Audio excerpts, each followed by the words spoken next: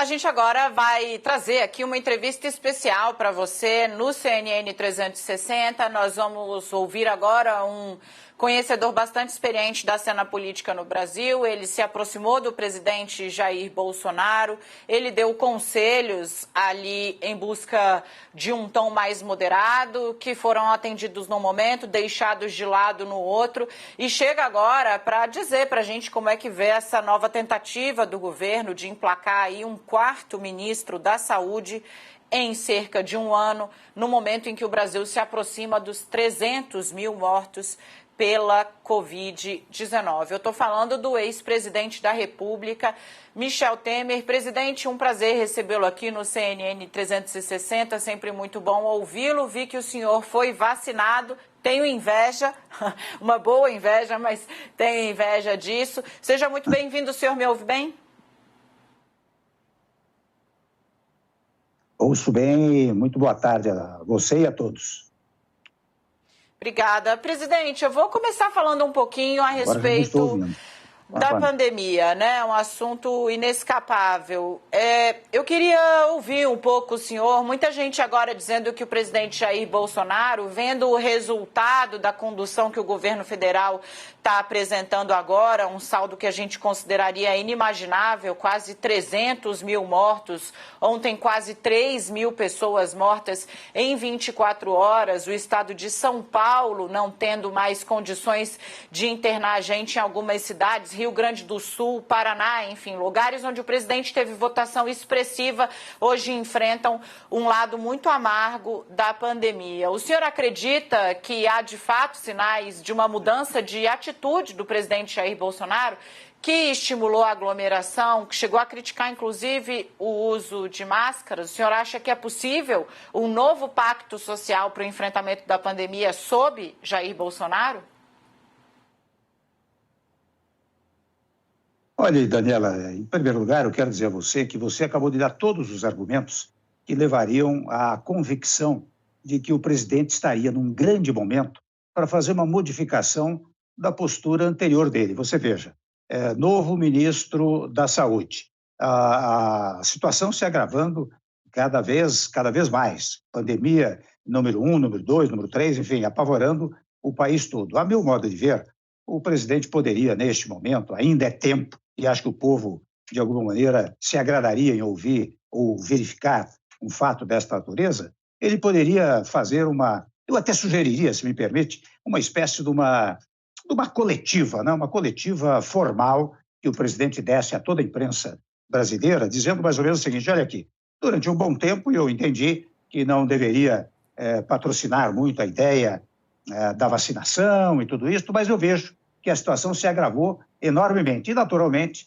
quando eu fiz aquelas colocações anteriores, eu estava preocupado com a economia. Mas eu sei que a economia, ela sempre é recuperável, ao passo que as vidas não são recuperáveis, elas vão e não voltam mais. Por isso eu venho aqui dizer que nós precisamos nos unir para... aliás, nós temos que estar unidos e vacinados, não é? E vocês vejam que aqui, no governo federal, eu estou cuidando de comprar o maior número de vacinas, primeiro ponto. Segundo ponto, o novo ministro já fez declarações até no sentido de que é a favor de isolamento social, de uso de máscara, etc., de modo que eu acho mais do que nunca importante que eu venha fazer uma nova reunião com governadores, com o Congresso Nacional, para que todos unidos possamos combater a pandemia. Eu acho, Daniela, por isso que eu disse que você deu os argumentos suficientes na sua pergunta para que o presidente pudesse tomar essa atitude, que, a meu modo de ver, seria muito útil para o combate à pandemia, primeiro ponto, e segundo ponto, daria uma certa,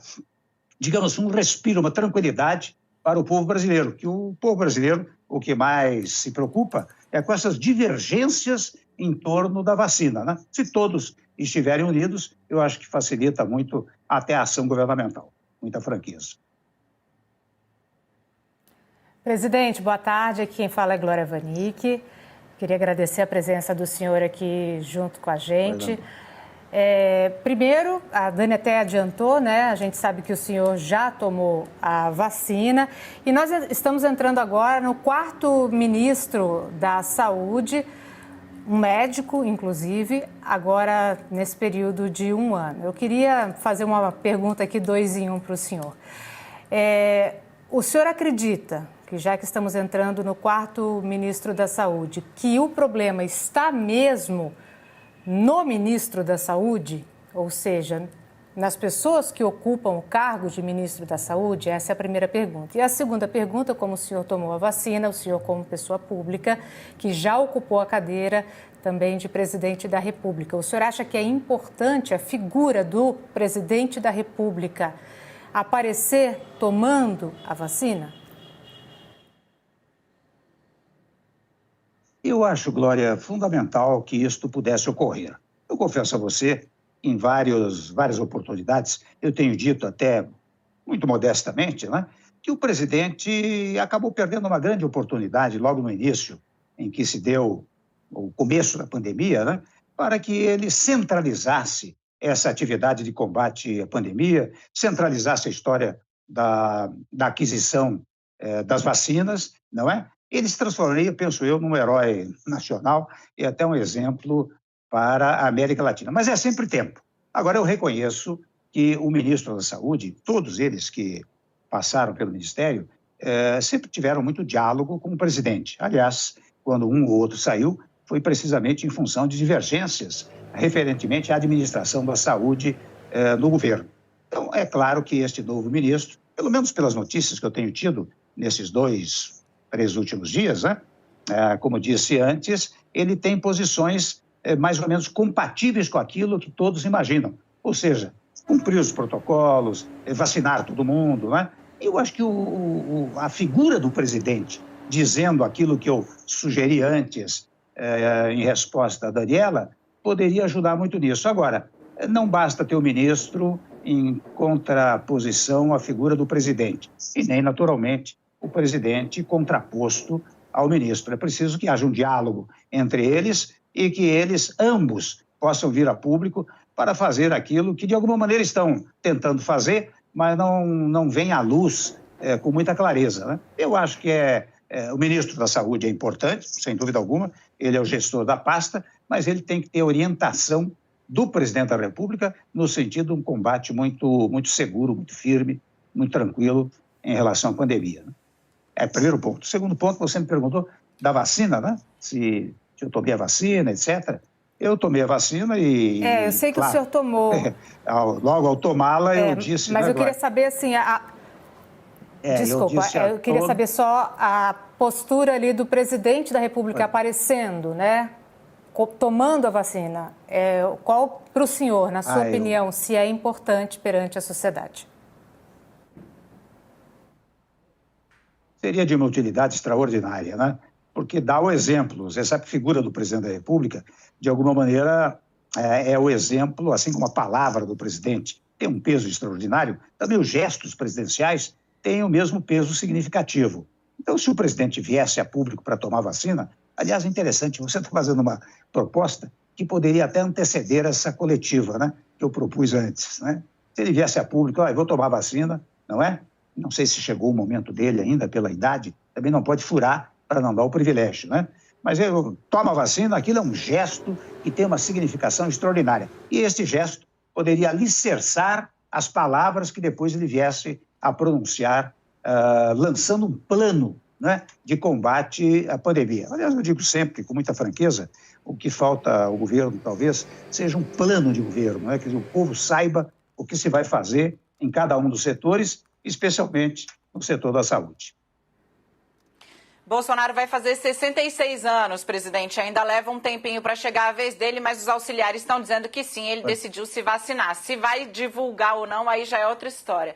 O senhor vai conversar agora com a Tainá Falcão, que está ancorando o 360 dos nossos estúdios em São Paulo. Tainá? Pois não.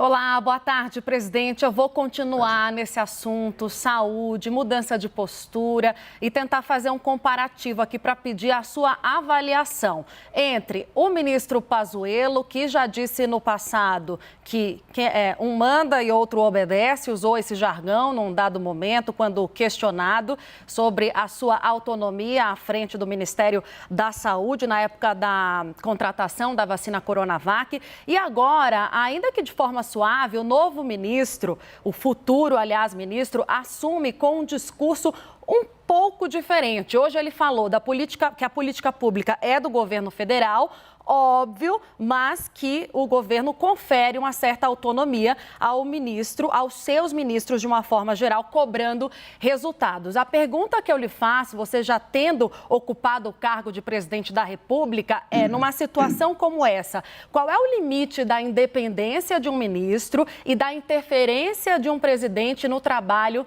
da sua equipe? Olha, Tainá, você sabe que cada um tem o seu estilo, né? Eu, naturalmente, acompanhava toda a movimentação administrativa do governo, né? Mas dava muita autonomia aos ministros, especialmente numa área delicada como é a área da saúde. Você tome o caso do ministro Pazuello, né? Você sabe que, no meu governo, nós o designamos para cuidar da questão dos refugiados venezuelanos, lá via Roraima, né? E ele estabeleceu uma logística extraordinária. Eu fui várias vezes para lá, um sucesso extraordinário. Agora, quando ele foi lá para o Ministério, eu até me preocupei um pouco, porque, evidentemente, cada um, aquela história de cada um no seu quadrado, né? Eu até dou uma notícia, eu sou da área de direito constitucional. Se me dizem para dar aula de direito civil, eu vou titubear, eu vou achar que não vale a pena. Eu não sei se valeu a pena para o general Pazuello ter ido ao Ministério da Saúde, que não foi útil a ele em face dos precedentes muito positivos que ele teve ao longo da sua carreira. Então, referentemente a quem está no Ministério, eu confio muito que esse novo ministro, tenha conversado com o presidente para ponderar que é preciso ter uma unidade de ação em torno do combate à pandemia. E eu penso, não só penso, mas espero que, se o ministro pensa dessa maneira, que o presidente lhe dê autonomia. Evidentemente, volto a dizer, você fez uma comparação aí com o meu governo, né? No meu governo eu dava autonomia aos ministros, é claro, volto a dizer, acompanhava tudo, como o presidente Bolsonaro haverá de acompanhar aquilo que acontece na saúde. Mas eu acrescento, em face do que nós estamos conversando, que ele deve dar um exemplo a partir da vacina, a partir de manifestações e aproveitando, volto a dizer, esse episódio da troca do ministro, primeiro ponto. Segundo ponto, do recrudescimento da pandemia, né? Seria muito útil para o país.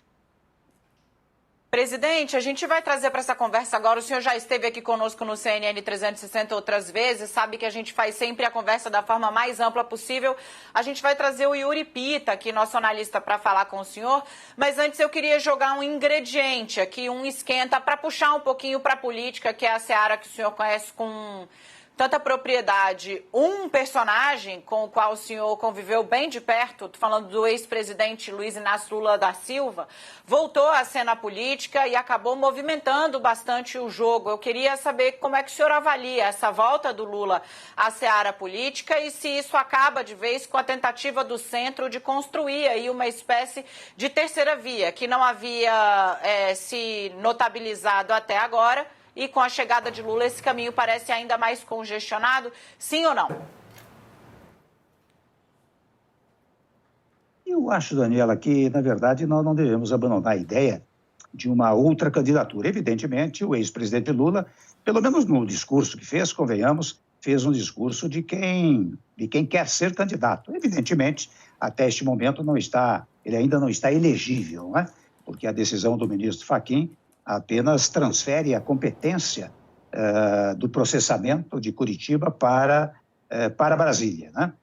Evidentemente, o passo seguinte, que seria o julgamento relatado pelo ministro Gilmar Mendes, é que anularia todas as provas e daí teria que começar do começo, né? As provas não valeriam. Então, o primeiro ponto é esse, não está ainda elegível. Pode vir a tornar-se elegível, né? Presidente, e daí eu acho... Deixa eu fazer um reparo. Não pode ver... Deixa eu fazer um reparo, presidente. O ministro Fachin não só transferiu a competência, ele também anulou todas as condenações que Lula teve por Moro. O plenário pode entender diferente, mas ele anulou as condenações, manteve as provas. E aí sim, claro, não estou longe de querer dar aula para o senhor, mas é só porque a decisão foi mais ampla. Pronto, desculpa. Foi uma ótima lembrança. De fato, tudo que foi feito em Brasília, à exceção das provas que poderão ser reaproveitadas pelo juízo de Brasília, realmente ele anulou, não há a menor dúvida, né? Ele pode vir até, convenhamos, vamos dizer que prevaleça esta decisão, que venha para o juízo de Brasília e sejam aproveitadas ou não aproveitadas provas, é muito provável até que até a data da eleição ainda não haja um julgamento. Nesta hipótese, ele estaria elegível, pelo menos em função deste processo que se verificou em Curitiba. Mas eu acho que a sua pergunta me indaga se isto eliminou a ideia de centro ou a ideia de uma outra candidatura. Eu acho, com muita franqueza, que haverá dois, vamos chamar assim, dois radicalismos, né? Um do atual presidente, se for candidato à reeleição, e outro do ex-presidente Lula, se for candidato à reeleição. Não é sem razão que ele tem se manifestado com gestos que visam a aproximação daquilo que se costuma chamar de centro. Mas eu acho que não é improvável a existência de uma terceira candidatura, né? Até, convenhamos, pode ser útil para o processo eleitoral, né? Acho que isso não elimina ainda o centro, aquilo que se chama centro, como todos estão dizendo, né? Yuri? Vou pegar daqui, Dani, obrigado. Boa tarde, presidente. Vou seguir nessa mesma toada de quais são os partidos que o senhor vê como centro, com quem o MDB conversa até o extremo da direita até o extremo da esquerda, e aproveito, o senhor está animado com a iminente filiação do ex-presidente da Câmara, Rodrigo Maia, ao MDB? Eu acho, Yuri, que o Rodrigo vai colaborar muito com o MDB, com a experiência que tem ao longo do tempo e ao longo da presidência da Câmara dos Deputados, em primeiro lugar. Em segundo lugar, o MDB vai aguardar. Eu estou um pouco fora disso tudo, como você sabe, mas eu tenho conversado com alguns, com o presidente Baleia, né? E eu acho que o MDB vai esperar, na verdade, o ano que vem. É muito apressado agora dizer se o PMDB vai para um lado ou para outro lado. Como de resto, eu confesso, vou tomar a liberdade de fazer essa afirmação, é muito apressado tratar de 2022 quando nós temos que tratar de 2021. Né? Tratar de 2021 significa combater a pandemia. Nós não podemos agora começar a tratar de 2022 como se 2021 não existisse. Nós temos que superar 2021. Por isso eu digo, o MDB só vai tomar uma posição mesmo no ano que vem. Não sabe se terá candidato, quem vai apoiar e qual é a correlação de forças que vai dar-se até o ano que vem. Né? Essa é a impressão que eu tenho, Yuri. Presidente, vamos incluir mais uma pessoa aqui na nossa conversa. É o nosso analista, ou melhor, a nossa analista, Renata Agostini, que está em Brasília e quer fazer pergunta para o senhor também. Oi, Renata. Como vai, presidente? Boa tarde. Presidente, gostaria de retomar o tema da pandemia, claro, e da condução pelo governo federal dessa crise que está no seu momento mais agudo. Diante do cenário que a gente tem agora, quase 3 mil mortos por dia, esse saldo assustador de mortos, medidas de restrição, indicação que a situação ainda deve piorar, dúvidas sobre a economia, incerteza sobre vacinação, enfim. Esse é o momento mais difícil do governo Jair Bolsonaro? Como é que o senhor enxerga esse momento que o presidente vive agora? E eu sei que o senhor disse que 2022 não é o caso de tratar, mas quero aproveitar, claro, a sua visão política e o quanto as decisões do presidente Jair Bolsonaro agora, nesse momento, podem ter impacto para a tentativa de reeleição dele. Olha, Renata, você sabe que todo momento difícil pode gerar soluções muito rápidas e muito eficazes, né? Eu acabei de dizer alguma coisa, são palpites que eu estou dando, né, na verdade, sobre o que o presidente poderia fazer, o que eu acho e ouço referentemente àquilo que cairia bem aos ouvidos de todos os brasileiros, né? Os momentos difíceis, como também as crises, muitas vezes, elas podem representar um avanço, né? Um momento difícil também pode representar uma solução para aquilo que é difícil. Eu acho que se o presidente Bolsonaro tomar algumas medidas que me parecem adequadas, eu acabei de fazer um relato aqui, eu acho que será muito útil. Agora, eu não tenho dúvida, tal como você disse, que é um momento difícil para o governo Bolsonaro, porque ao longo do tempo alardeou-se que não haveria poucas mortes, poucos óbitos, e lamentavelmente o número de óbitos vem crescendo e se anuncia que crescerá ainda mais, né? Por isso que eu acho que nesse momento difícil é preciso... Se eu tivesse que lançar um mantra aqui, eu diria... O mantra seria unidos e vacinados. Então, digo eu, todos têm que se unir em torno do combate à pandemia e todos têm que se vacinar. E me parece, eu me vacinei, né? É o único caminho adequado para a imunização do povo brasileiro, né? Presidente, eu queria falar com o senhor agora sobre a questão dos combustíveis. Desculpa, eu não entendi o senhor. Pois não. Pois não. Vamos lá, eu queria falar com o senhor agora sobre a questão dos combustíveis. A gente está com uma diferençazinha de áudio, então por isso que demora um pouquinho para chegar aí a pergunta.